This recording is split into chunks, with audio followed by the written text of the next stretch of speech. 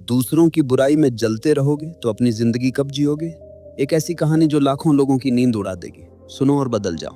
कभी कभी इंसान की सबसे बड़ी भूल यही होती है कि वह अपनी आधी जिंदगी दूसरों की फिक्र में जला देता है। कौन अच्छा है, कौन बुरा है, किसने मेरे साथ क्या किया, किसने मेरे खिलाफ क्या बोला, ये सब सवाल हमारे मन को भीतर ही भीतर खा जाते हैं। उनका सार यही है, दूसरों की छाया में मत जियो, अपनी रोशनी में जियो।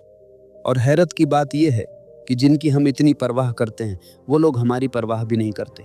सच्चाई ये है, इस दुनिया में बुरे लोग हमेशा रहेंगे। कोई तुम्हें धोखा देगा, कोई तुम्हें पीछे से वार करेगा, कोई तुम्हारे बारे में बुरा बोलेगा। लेकिन असली सवाल ये है, क्या तुम अपनी जिंदगी उनकी बुराई के बोझ में जीना चाहते हो?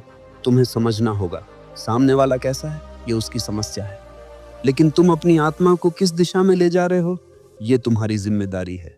वो बुरा है, ये उसकी कहानी है। तुम अपनी फिक्र करो, यही तुम्हारी कहानी है। अगर तुम अपनी ऊर्जा दूसरों के दोष खोजने में, दूसरों के पाप गिनने में लगाओगे तो तुम्हारा जीवन कब खत्म हो जाएगा तुम्हें पता भी नहीं चलेगा। जीवन का सार यही है, दूसरों की छाया में मत जियो, अपनी रोशनी में जियो।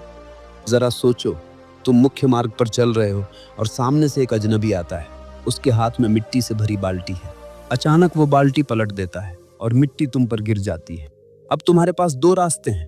पहला, तुम वहीं रुककर चिल्लाने लगो, उसने मेरे साथ ऐसा क्यों किया, उसने मुझे गंदा क्यों किया, और पूरा दिन उसी गंदगी के बारे में सोचते रहो। या फिर दूसरा रास्ता, तुम तुरंत जाकर नहा लो, कपड़े बदल लो और अपनी यात्रा पर आगे बढ़ जाओ।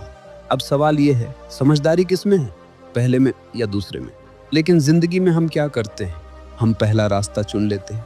कोई हमारे साथ बुरा कर दे, धोखा दे दे, अपमान कर दे, तो हम घंटों, दिनों, यहाँ तक कि सालों तक उसी मिट्टी में पड़े रहते हैं।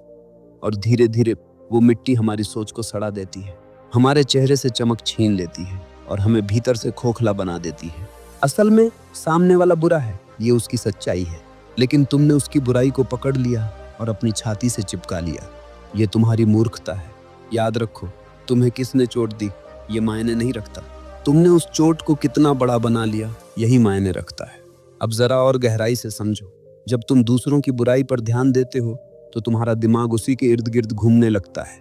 तुम्हारा मन, तुम्हारी ऊर्जा, तुम्हारा वक्त सब उसी व्यक्ति की तरफ चला जाता है और नतीजा, तुम अपनी जिंदगी से भटक जाते हो। तुम्हारी असली यात्रा रुक जाती है। ये वैसे ही है जैसे किसी पगडंडी पर चलते हुए एक जंगली कुत्ता भौंकने लगे। अब तुम रुककर कुत्ते से लड़ने लगो तो मंजिल तक कब पहुंचोगे? मंजिल हमेशा दूर ही रह जाएगी। तो समझ लो, अगर कोई तुम्हारे खिलाफ बुरा बोल रहा है, तुम्हें धोखा दे रहा है, वो उसकी बीमारी है। लेकिन अगर तुम उसी पर ध्यान देकर अपने भीतर गुस्सा, जलन और नफरत पैदा कर रहे हो तो वो बीमारी अब तुम्हारी भी बन गई। बुराई कभी बाहर से हमें नुकसान नहीं पहुंचा सकती, वो तभी जहर बनती है जब हम उसे अपने भीतर जगह देते हैं, वरना तो वो हवा में उड़ जाएगी। इसीलिए समझदार इंसान वही है जो दूसरों की बुराई में अटकता नहीं बल्कि अपनी भलाई में लगता है, क्योंकि वो जानता है, मुझे इस छोटे से जीवन में अपना फूल खिलाना है, मुझे अपनी खुशबू बिखेरनी है। अगर मैं दूसरों की गंदगी में अटक गया तो मेरी खुद की खूबसूरती नष्ट हो जाएगी। याद रखो, तुम्हारे पास सिर्फ दो विकल्प हैं, या तो तुम दूसरों की बुराई को पकड़कर अपनी आत्मा को बोझिल कर लो, या फिर उस बुराई को वहीं छोड़कर आगे बढ़ो और अपनी आत्मा को हल्का और मुक्त रखो। जिंदगी का मजा तभी है जब तुम हल्के होकर जियो, वरना बोझ उठाते उठाते तुम मर जाओगे और कभी जी भी नहीं पाओगे। जरा ठहरो और खुद से पूछो, तुम्हारे जीवन में सबसे कीमती चीज क्या है? पैसा, घर, रिश्ते, नाम, शोहरत? नहीं, इनमें से कोई भी चीज असली नहीं है। ये सब बाहर की चीजें हैं जो कभी भी छीन सकती हैं। तुम्हारे जीवन की सबसे कीमती चीज है तुम्हारा मैं, तुम्हारा असली अस्तित्व, तुम्हारा भीतर का वो बच्चा जो मासूम है, शांत है और जीवन से भरा हुआ है। लेकिन दुख की बात यह है कि हम दूसरों की बुराई, दूसरों की आलोचना, दूसरों की नफरत को पकड़कर उसी मासूम मैं को रोज रोज घायल करते रहते हैं। जैसे कोई तुम्हारे दरवाजे पर आकर कचरा फेंक जाए और तुम उसे अपने बैठक कक्ष में सजा कर रख लो। क्या ये समझदारी है? नहीं, लेकिन यही तो हम करते हैं। कोई हमें बुरा कह देता है और हम उसी बुरे शब्दों को अपने भीतर गूंजने देते हैं। कोई हमें धोखा दे देता है और हम उस धोखे को अपने आत्मसम्मान पर दाग बना लेते हैं। धीरे धीरे दूसरों की बुराई हमारे मैं को कमजोर कर देती है और हम भूल जाते हैं कि हमारी सबसे बड़ी जिम्मेदारी हमारी आत्मा को सुरक्षित रखना है। याद रखो, बाहर का संसार तुम्हारे बस में नहीं है। लोग बुरे होंगे, धोखेबाज होंगे, झूठ बोलेंगे, लेकिन तुम्हारे भीतर का संसार पूरी तरह तुम्हारे हाथ में है। तुम्हें तय करना है किसे भीतर आने देना है और किसे बाहर छोड़ देना है। अगर कोई तुम्हें गाली देता है और तुम उसे अपने भीतर नहीं लेते तो वो गाली हवा में ही रह जाती है। सोचो कितना गहरा विचार है। समस्या उस गाली में नहीं है, समस्या इस बात में है कि तुमने उसे भीतर उतारा या नहीं। ये वैसे ही है जैसे कोई आग लेकर तुम्हारे पास आए। अगर तुम लकड़ी बनकर खड़े हो जाओगे तो आग तुम्हें जला देगी, लेकिन अगर तुम पत्थर बन जाओ तो वो आग सिर्फ तुम्हारे आसपास भड़केगी, तुम्हें छू भी नहीं पाएगी।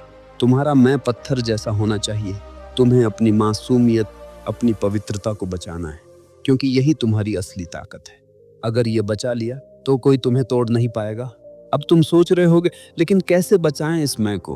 उत्तर सरल है, अपनी ऊर्जा उस पर मत खर्च करो जो दूसरों के अंधकार से आया है। वो बुराई उनकी बीमारी है, उसे वहीं रहने दो। तुम्हारा काम है अपने भीतर की रोशनी को जलाना। अगर कोई तुम्हें धोखा दे दे तो सोचो, उसका धोखा उसकी परवरिश, उसकी समझ और उसकी कमजोरी का नतीजा है। उसका सच उसके घाव से निकला है, तुम्हारे नहीं। तो तुम क्यों अपनी आत्मा को उस जहर से भर रहे हो? तुम्हें अपनी आत्मा को वैसा ही बचाना है जैसे माँ अपने बच्चे को बचाती है, क्योंकि ये मैं ही तुम्हारा असली बच्चा है। अगर ये रो पड़ा, टूट गया, मर गया, तो फिर तुम्हारे पास कुछ भी बचा नहीं रहेगा। याद रखो, तुम्हारी सबसे बड़ी जिम्मेदारी है खुद की रक्षा करना। दुनिया का अंधकार तुम्हारे भीतर न घुसने पाए। अगर तुम ये सीख गए तो जिंदगी का सबसे बड़ा रहस्य समझ गए। फिर बाहर की बुराई चाहे जितनी हो, तुम्हें छू भी नहीं पाएगी। दोस्तों, ये थी वो कहानी जो लाखों लोगों को बदल सकती है। अगर आपको लगा कि ये आपके लिए थी तो अभी लाइक कर दो, कमेंट में लिखो मैं अपनी रोशनी में जीऊंगा। शेयर कर दो उस इंसान को जो अभी भी कीचड़ में फंसा है, और सब्सक्राइब कर लो हरजी आर्ट इंस्पायर्ड, क्योंकि अगली कहानी और भी वायरल होने वाली है। धन्यवाद, मिलते हैं अगली कहानी में।